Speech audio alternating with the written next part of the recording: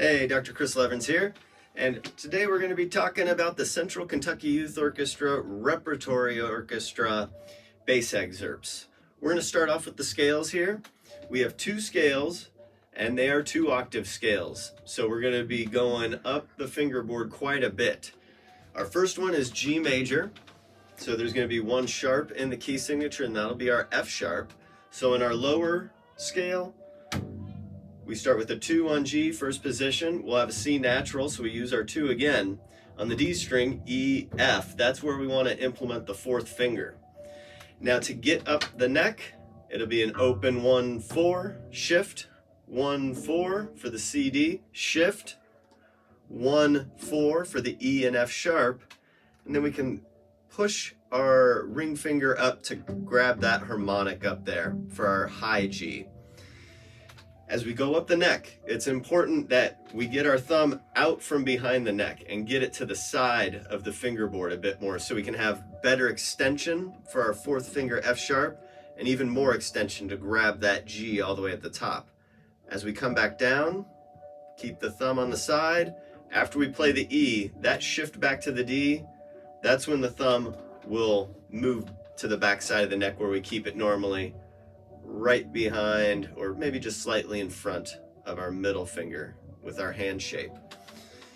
As we go up the neck, keep the thumb behind those fingers there. If we allow the thumb to kind of straighten up, or hitchhiker thumb as I like to call it, it's going to cause the shifting to be flat, and it's going to stiffen up the hand, which isn't going to allow us to move our fingers as flexibly to adjust in pitch.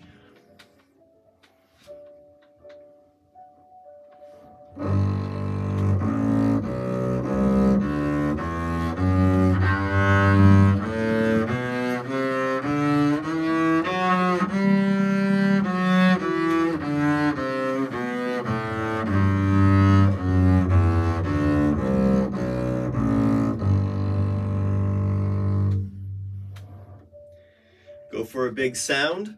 Pick a tempo that allows the tone to ring really big and the string to vibrate as freely as possible.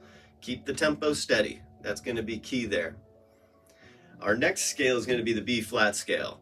Now this one's going to go up even higher on the neck because we have to get into thumb position for the final 3 notes, the G, the A, and then the B flat. So B flat major, we're going to have 2 flats. We're going to have a B flat and an E flat. To start the scale, we want to be in half position. All right, so first position's here, we want to go back to half. That way our first note is a B flat, just a half step away from our open A. So our fingering is going to be a 1-4, open 1-4, open 1-2, and that's all of our half position. From there we're heading up. So we're on our B flat here for the first octave, shifting to C and D, shifting again to E flat and F, and shifting one more time up to our thumb on G, and a 1-2 for the A and B flat to finish off the scale. Again, it's very important we get our thumb around the side to the side of the fingerboard here on our way up. That'll happen between the D moving to the E flat. As I get my thumb out to the side, it makes it real easy to get the E flat F. I don't have to reach as far for it. My arm is already extending up. It's not sitting on the upper bout here. And that's going to allow me to move forward with my thumb so that I can reach the notes from above and come down onto them. I don't want to get stuck back here trying to reach over the upper bout and use this like a table for my arm. We need to get around it. So on the way up, thumb's behind the neck on D. It's on the side of the neck for the E flat and F. And now it's extending up to play that G right there before we go to the A and B. And our hand shape for that is going to be about like this. We have a thumb, 1, 2. There'll be a whole step between the thumb and the first finger, half step between the first finger and the middle finger right there. All right, let's see how we sound here.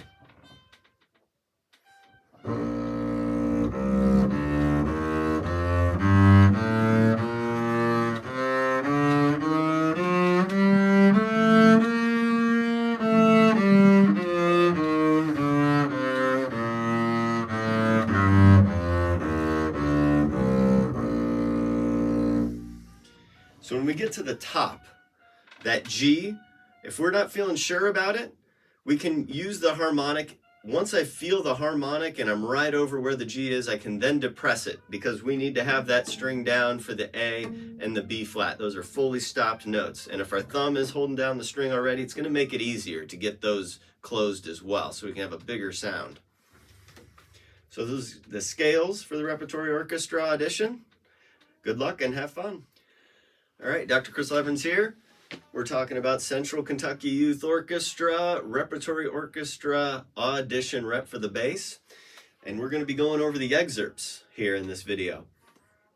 We got 3 excerpts. Our first one is the Holst. It's the movement of Jupiter from the planets. This is going to be in G major. So we have 1 sharp, and that's F sharp. So whenever we come across a C, make sure we're playing it with 2 fingers. Whenever we come across the F, it's sharp. Use all 4 fingers on that A and D string, respectively there. There's only one little shift in here, and that's to go up and grab the C in measure 33. Aside from that, we can play this all in first position. That's going to lead to a lot of open strings, and that can be fine. If it helps you do the excerpt better, go for it. You could also choose to stop some of those G's on the D string with a shift up and a 4 on the G, and on the A string, a shift up to grab 4 so that you're playing the open D instead with a stop D. It's completely up to you. Now for this excerpt, we don't have a dynamic marking. This is a big, grandiose movement. So we want to sound big and we want to sound full, very legato, connecting all the notes together really well. So I'm going to go for forte here. It's at 80, so don't go too fast here. This piece, you know, it's not in a hurry. It's taking its time as it moves through. So really make sure each note has a nice big tone to it, and we get the whole string and bass vibrating, so we get that big bassy sound. All right, let's see how how this sounds here.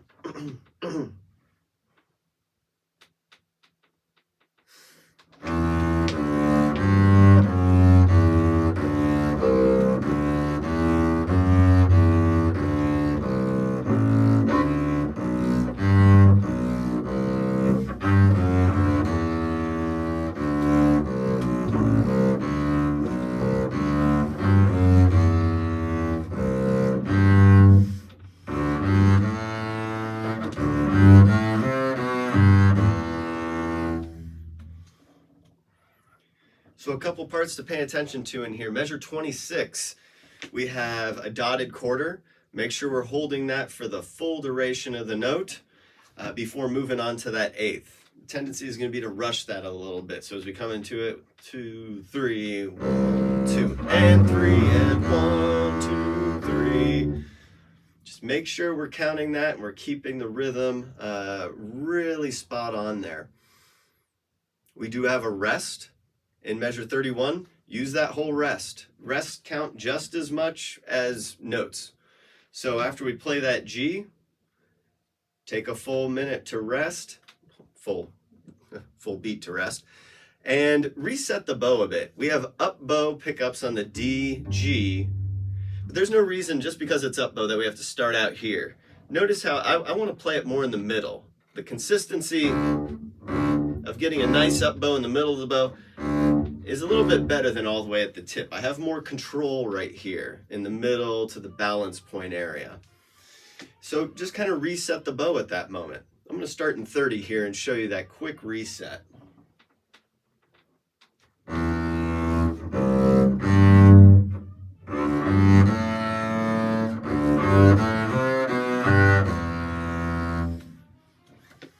So I take that rest to, rather than starting out here in the bow, I take that rest, I replace my bow somewhere in the middle where I have better control, and I make sure I can have a nice pickup to measure 32 right there.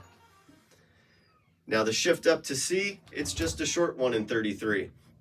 I'm on 1, I shift up, grab the 4 on the C, and then I'm going to play that B with my second finger. It avoids the shift up and shift back real quick. Whenever I can, if I shift, I want to make sure I can grab a couple notes in that position before moving to another one. It's going to help the rhythmical integrity of the passage and just be a little less work for myself so I can have more efficient movements as I play. To get back to the E, we have an open G right after that. That's when I open up, use the open G to shift back to first position to end on the E. So I'll start right there in the 33. And notice I keep C and B in the same hand position, use the open string to shift back so I can have the 1 ready.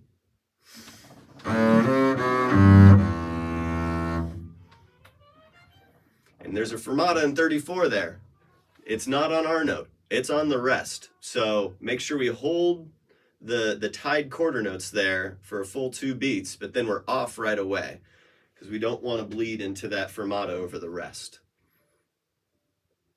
Now our next excerpt is the Grieg from the Holberg suite here, the Gavotte. It's going to be faster. So we're going to be moving a little bit quicker here, so keeping a nice steady tempo. Most of this excerpt can be played in first position. In fact, the whole thing can. If you don't want to stop, say the G when we get to the piano area, if you don't want to finger that, you can just use the open G there. Then we can stay in first position the entire time. Again, we have 1 sharp, it's F sharp. So on our D string, we want to use our 4th finger to get the F sharp. On our A string, we want to use our 2nd finger for the C natural. We also have dynamic contrast in here. We want to bring that out. We start forte, and then we go piano about halfway through. Then we have a forte, and then even a fortissimo. So when we come back in on forte, save a little bit of energy so that when we have the fortissimo, we can end even bigger than we just were for those previous couple of measures. Let's see how this sounds.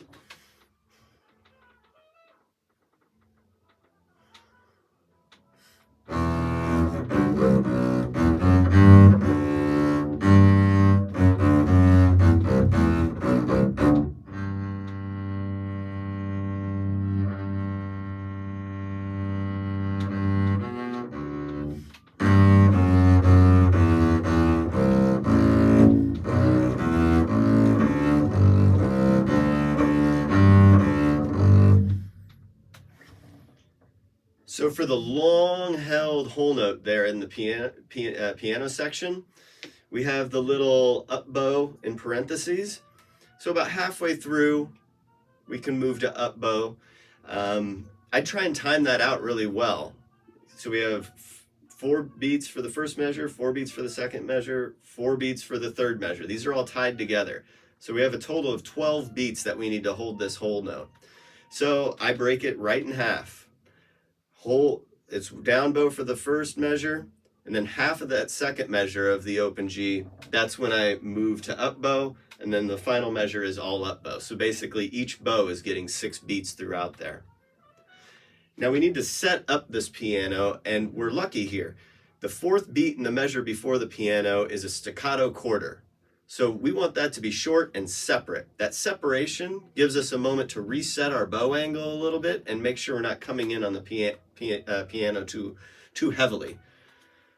So I use that moment to, instead of being a little bit more full hair, I kind of tilt the hair so I'm not using as much, and I soften up my hand a little bit so I can come in nice and piano and create a big contrast from the forte to the piano.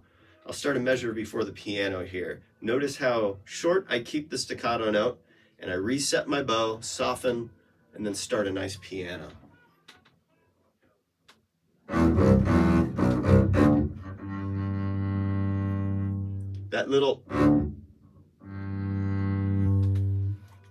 That staccato gives us a little bit of extra time so we can not go crashing into the G right there. Like I said, this can all be played in first position. So if you don't want to try and move around too much, that's perfectly fine. Keep the rhythm steady, keep it plugging right along, and you'll be just fine. Good luck practicing and have fun. All right, and for our final excerpt here, we have the Grand March from Tannhäuser by Richard Wagner. We have a B flat and E flat in the key signature, which normally would mean half position, B flats and E flats, most likely C naturals and F naturals. which is the case here, except every measure has an accidental in it somewhere. We're going to get B naturals, we're going to get E naturals, we're going to get C sharps, we're going to get F sharps. It's always changing throughout this. Wagner has deals with chromaticism a lot in his music. It's one of his hallmarks, so we always have to be on the lookout here for an accidental in the measure, and know that once that measure's over, that accidental goes away. It goes back to the original key signature, and pay attention because there's more accidentals going to be written in. Pretty much every measure in here is going to have something different in it. So we got to be ready for it. We'll start in half position, but we'll be in second position. We'll use a little bit of third, and in measure 62, we even get up to fifth position as we go all the way up to that F natural. So let's see how this sounds and talk a bit more about it.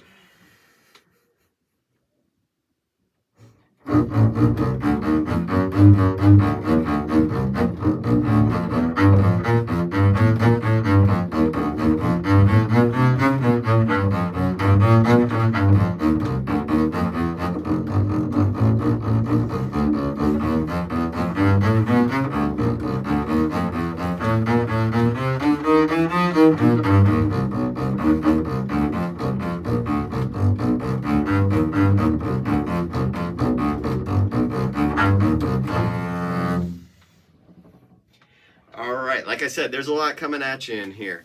There's even measures where the notes change throughout it. Say 5960, we have an E flat, but then we have an E natural right after it. It's just constantly changing. We have B flat going to B natural. So we have to be ready for that. One thing about the upper positioning, when we get up to fifth position, so this measure 62, we're going to start off, we're in half position at this point. With B flat A, B flat C in third position, D natural 1-4, and then we chromatically go up from there with an E flat in fifth position on the 1, E natural with our second finger, and then an F natural with our fourth. Then to get out of here, next beat we have an E natural. We already have our 1 down from before, so we just lift the 2 and the 4, so we have the 1. Now go to the D string for that B flat. It's right across from it. This is going to be easier than trying to slide all the way back to first position for that B flat. After we play the B flat, after that B flat right there, we have an open G. That's when we want to shift back, and we're going to get into half position because after that open G, we have an E flat in half position with a 1. So that's just a real interesting part. And this fingering across the string is really going to help you. And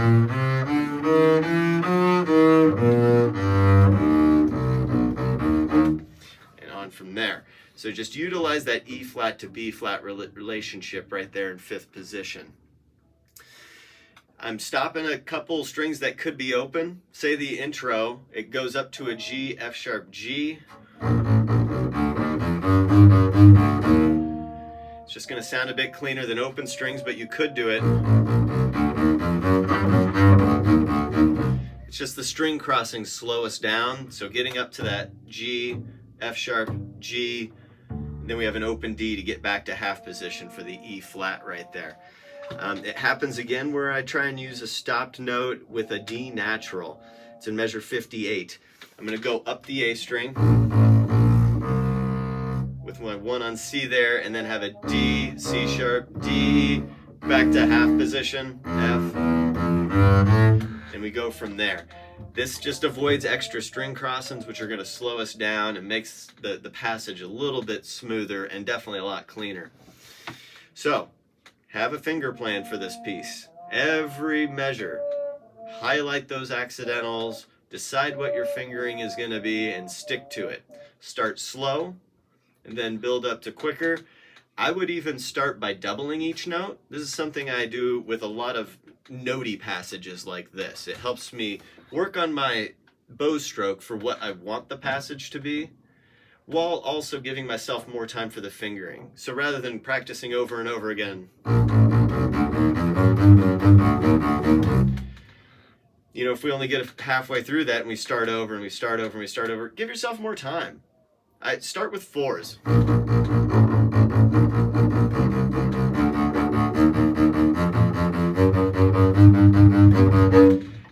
note I'm playing, every note gets 4 bow strokes. I'm sticking with the bow stroke of the tempo I want to eventually get to, but as soon as I play that note, it gives me time to look forward in the music. What note is next? Prepare that fingering. What note is next? Prepare that fingering. After you do 4s, break it down to 2s.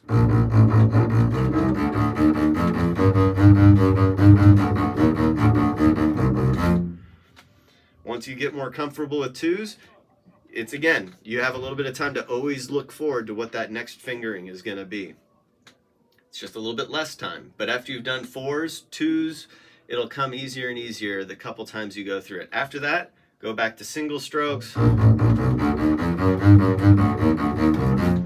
it'll feel a lot easier because you've practiced each note a lot. You've already practiced the bow stroke that we're going to use for the excerpt itself. So the right hand has already done a lot of work for what we need. It's just figuring out the fingerings, having a plan, and being able to exercise it and give yourself more time to learn the notes. You can also just go slow. But I like using the quadruples and dupling of notes just to work on my bow stroke and get used to how it's going to feel in the end. You also get used to that bow stroke being shorter. Going from legato to shorter and shorter, that's going to take a bit more right hand work, which is just going to take more time to learn the piece. So, mark those fingerings in, run it with 4 bows per note, 2 bows per note, down to single stroke, 1 bow per note, slowly working it up to tempo. Remember, keep it steady. This is a march, so we're constantly staying in march tempo. We're not breaking from that. It's big, it's forte, but don't try to overplay the bass with a lot of bow. Keep them short, compact, and concentrated bow strokes with a lot of energy. That's going to give us a lot more pop. Don't end up out here. Keep it right underneath the hand where we can get our most controlled bow stroke and get the biggest sound we can. All right. Happy practicing on this one, and good luck on the audition.